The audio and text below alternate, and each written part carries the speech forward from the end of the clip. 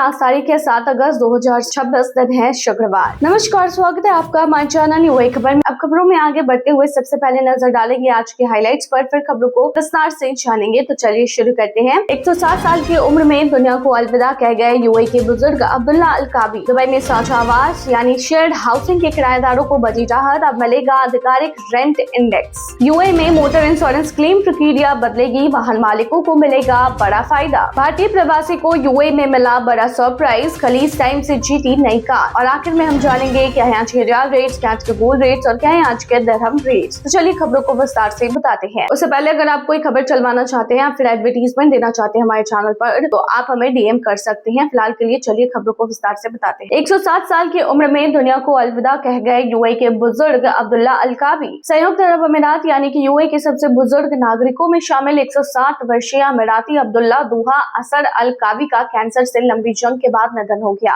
उनका जन्म वर्ष 1919 में शारजाह के अल फली क्षेत्र में हुआ था। उन्होंने यूए के गठन से पहले का दौर भी देखा और देश के आधुनिक विकास के साक्षी भी बने। पिछले 6 वर्षों से वह कैंसर से जूझ रहे थे और अंतिम समय में अबू धाबी के शेख बूत अस्पताल में उनका इलाज चल रहा था, जहां उन्होंने अंतिम सांस ली। अब्दुल्ला अल काबी ने कभी औपचारिक शिक्षा नहीं ली, लेकिन अपनी बुद्धिमत्ता, गहरी समझ और तेज याददाश्त के कारण समाज में उनका विशेष सम्मान था। वे अक्सर लोगों के बीच विवाद सुलझाते थे और जरूरतमंदों की हेल्प करने के लिए हमेशा आगे रहते थे। उन्होंने रेगिस्तानी इलाकों में काम किया है, अपना व्यवसाय चलाया है और सादा जीवन अपनाया है। परिवार के अनुसार वे रोज पैदल चलते थे, संतुलित भोजन करते थे और जीवन भर कभी कार नहीं चलाई। उनका मानना था कि सक्रिय जीवन शैली और अनुशासित दिनचर्या ही लंबे जीवन का सबसे बड़ा रहस्य है। दुबई में साझा आवास शेयर्ड हाउसिंग के किराएदारों की बड़ी राहत, अब मिलेगा आधिकारिक रेंट इंडेक्स। बता दें कि दुबई में साझा आवास यानी शेयर्ड हाउसिंग में रहने वाले हजारों किराएदारों के लिए राहत भरी खबर सामने आई है। अब तक किराया बढ़ाने के लिए कोई स्पष्ट आधिकारिक व्यवस्था नहीं होने के कारण कई किराएदार मनमानी किराया वृद्धि का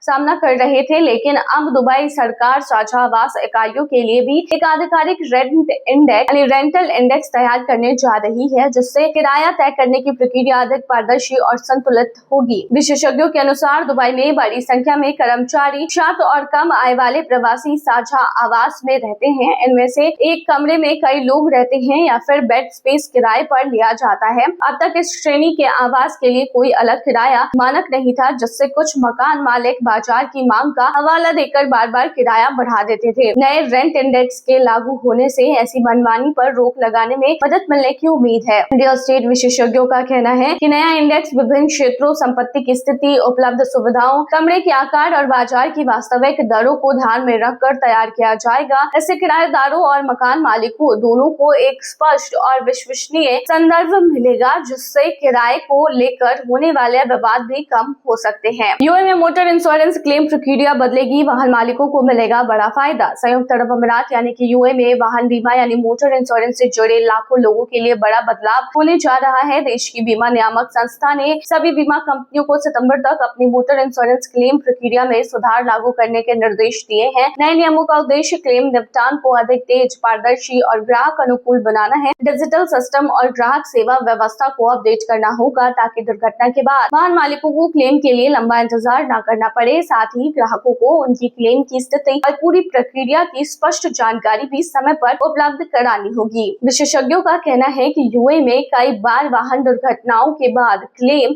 स्वीकृति, वाहन निरीक्षण, मरम्मत की मंजूरी और भुगतान में देरी की शिकायतें सामने आती हैं। नए नियम लागू होने के बाद बीमा कंपनियों को तय समय सीमा के भीतर क्लेम पर कार्रवाई करनी होगी और पूरी प्रक्रिया को अधिक व्यवस्थित बनाना होगा। इससे कस्टमर्स ऑनलाइन अपने क्लेम की स्थिति ट्रैक कर सकेंगे और जरूरी दस्तावेज डिजिटल माध्यम से जमा कर पाएंगे। जानकारों का मानना है कि इन बदलावों से मोटर इंश्योरेंस क्षेत्र में पारदर्शिता बढ़ेगी, शिकायतें कम होंगी और वाहन मालिकों को पहले की तुलना में अधिक तेज और बेहतर सेवा मिलेगी। आपको बता दें कि भारतीय प्रवासी को मिला यूए में बड़ा सरप्राइज, खलीज टाइम से जीती नई कार। बता दें संयुक्त अरब अमीरात यानी कि यूए में रहने वाले एक भारतीय प्रवासी की किस्मत उस वक्त चमक गई जब उन्होंने खलीज टाइम की एक प्रतियोगिता में नई कार जीत ली। भारतीय प्रवासी राफेल जब उनकी जीत की सूचना मिली तो उन्हें पहले विश्वास ही नहीं हुआ। उन्हें लगा कि यह कोई मजाक है या फिर फर्जी कॉल है, लेकिन आधिकारिक पुष्टि होने के बाद उनकी खुशी का ठिकाना नहीं रहा। उन्होंने बताया कि लंबे समय से यूएई में रहकर काम कर रहे हैं और समय समय पर खलीज टाइम की प्रतियोगिता में हिस्सा लेते रहे हैं। इस बार उनकी किस्मत जो थी उन्होंने उनका साथ दिया है और वे नई कार के विजेता बन गए हैं। रैफे ने कहा है कि यह जीत उनके और उनके परिवार के लिए बेहद यादगार पल है। उन्होंने खलीज टाइम का आभार व्यक्त करते हुए कहा है कि उन्होंने कभी नहीं सोचा था कि वे इतनी बड़ी प्रतियोगिता जीतेंगे। उनका मानना है कि आधिकारिक प्रतियोगिता में भाग लेने से कभी भी किस्मत बदल सकती है। खलीज टाइम समय समय पर अपने पाठकों के लिए कार, नगद पुरस्कार और अन्य आकर्षक इनामों वाली प्रतियोगिताएं आयोजित करता है। रैफे की यह जो जीत है वो अब यूएई में रहने वाले भारतीय समुदाय और अन्य प्रवासियों के बीच चर्चा का विषय बनी हुई है। बता दें कि यूएई बिग टिकट ड्रॉ में भारत और फिलिस्तीनी के प्रतिभागियों की चमकी किस्मत, जीते लाखों दिरहम। बता दें कि यूएई बिग टिकट ड्रॉ में विजेता बने हैं भारत और फिलिस्तीनी प्रतिभागी। आपको बता दें कि संयुक्त अरब अमीरात के लोकप्रिय बिग टिकट साप्ताहिक ड्रॉ में इस बार भारत और फिलिस्तीन के प्रतिभागियों की किस्मत चमक गई है। दोनों विजेताओं ने लाखों दिरहम का नगद पुरस्कार अपने नाम किया है। आयोजकों के अनुसार भारतीय विजेता लंबे समय से बिग टिकट ड्रॉ में भाग ले रहे थे और इस बार उनकी किस्मत ने उनका साथ निभाया है। जीत की सूचना मिलने पर उन्हें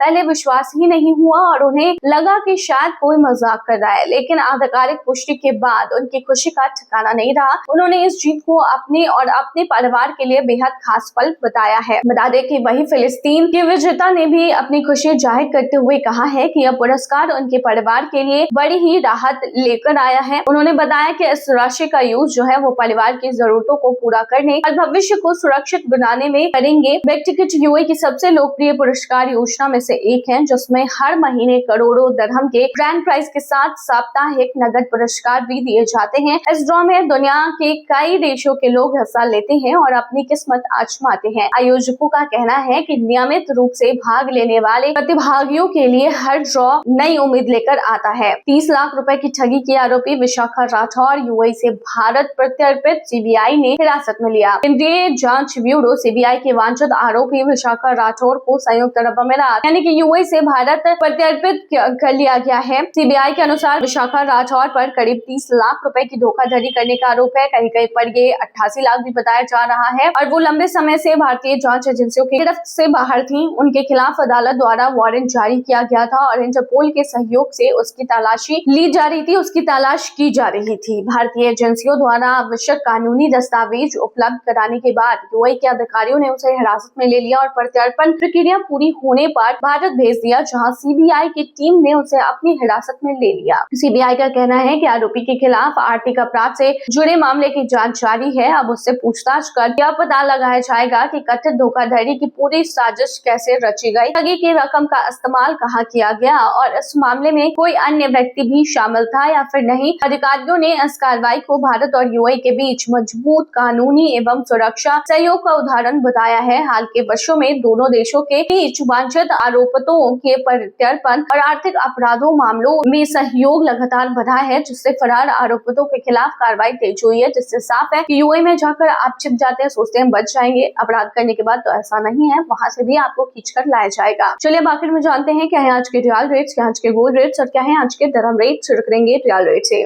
आज एक सऊदी रियाल में 25.36 रुपए, जो कि पिछले दिन 25.36 रुपए था। आज एक सऊदी रियाल में 40.47 नेपाली रुपीज है, जो कि पिछले दिन 40.63 नेपाली रुपीज थे। वहीं आज एक सऊदी रियाल में 32.94 बांग्लादेशी टका है, जो कि पिछले दिन 32.94 बांग्लादेशी टका था। वहीं आज एक सऊदी रियाल में 73.97 पाकिस्तानी करेंसी है, जो कि पिछले दिन 74.09 पाकिस्तानी करेंसी थी। वहीं आज एक सऊदी रियाल में 25.30 भूटानी करेंसी है, जो कि पिछले दिन 25.34 भूटानी करेंसी थी। चलिए जानते हैं क्या है आज के गोल्ड के रेट। तो बता दें कि यूएई में सोने की कीमतों में लगातार उतार चढ़ाव जारी है, जहां पर यूएई में आज 18 कैरेट सोने की जो प्राइस है वो 386.60 दिरहम प्रति ग्राम है, जो कि पिछले दिन 382.25 दिरहम प्रति ग्राम था। यानी कि आज के गोल्ड के रेट की 18 कैरेट की भारतीय मुद्रा में कीमत 10,022 के होते हैं। वहीं आज 22 कैरेट गोल्ड की जो प्राइस है वो 472.50 दिरहम प्रति ग्राम है, जो कि भारतीय मुद्रा में 12,249 के होते हैं, जो कि पिछले दिन 465 दिरहम प्रति ग्राम पर था। 24 कैरेट सोने के दाम की बात करें तो ये 510.25 दिरहम प्रति ग्राम है, जो कि पिछले दिन 502.25 दिरहम प्रति ग्राम था। वही भारतीय मुद्रा में इसकी कीमत 13,227 की है। चलिए अब आखिर में जानते हैं क्या है आज के दिरहम रेट। तो आपको बता दें कि यूएई में आज एक दिरहम के मुकाबले 25.89 रुपया है, जो कि पिछले दिन बिल्कुल इतना ही था, यानी 25.89 रुपया। वहीं आज एक यूएई दिरहम में 41.36 नेपाली रुपीस है, जो कि पिछले दिन 41.55 नेपाली रुपीस थे। वहीं आज एक यूएई दिरहम में 33.66 बांग्लादेशी टका है, जो कि पिछले दिन 33.66 बांग्लादेशी टका था। वहीं आज एक यूएई दिरहम में 75.63 पाकिस्तानी करेंसी है, जो कि पिछले दिन 75.66 पाकिस्तानी करेंसी थी। वहीं आज एक यूएई दिरहम में 25.85 भूटानी करेंसी है, जो कि पिछले दिन 25.89 भूटानी करेंसी थी। तो ये थी आज की तमाम बुलेटिन। बने रहिए ऐसी तमाम खबरों के लिए हमारे चैनल पर।